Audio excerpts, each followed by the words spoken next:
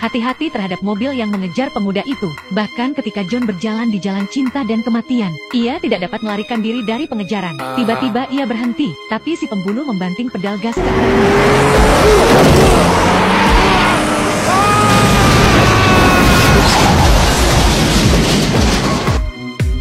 Saat ini John tidak bisa bergerak akibat benturan itu. Pada saat itu, seorang pria berbaju hitam mendekatinya. Ia kemudian mengeluarkan kail pembunuh babi dari sakunya. Yohanes begitu ketakutan sehingga ia memohon belas kasihan dan mengakui kejahatannya.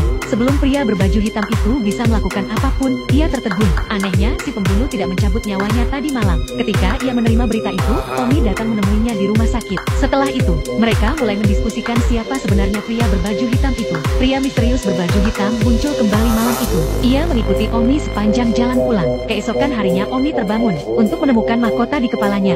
Ia merasakan getaran yang menjalar ke tulang punggungnya. Saat berikutnya ia menemukan rambutnya telah dipotong dengan cara yang berantakan. Namun, cermin meja rias juga memiliki tulisan giliran Anda di atasnya. Omi sangat terpukul. Mei segera menerima telepon dari sahabatnya. Dalam perjalanan ke sana, Omi sepertinya mendengar suara di bagasi. Ia kemudian keluar dari mobil untuk memeriksa.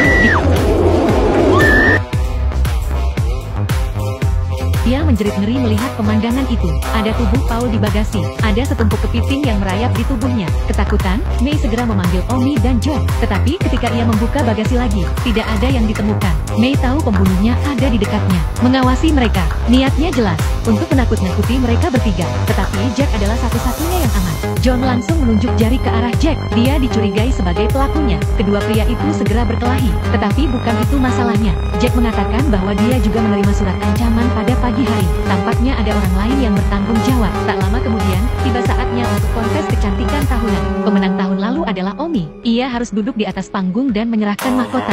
John ada di sana untuk menonton. Tetapi dengan meja VIP ia diserang. Tetapi ia diserang oleh seorang pria berbaju hitam. Omi adalah satu-satunya yang melihat pemandangan itu. Ia kemudian segera berteriak minta tolong. Dalam terang, tidak ada orang lain yang bisa melihat apa yang terjadi di atas sana. Mereka mengira bahwa Omi berada di atas rambutnya. Sekarang John sudah dibunuh oleh orang-orang berbaju hitam.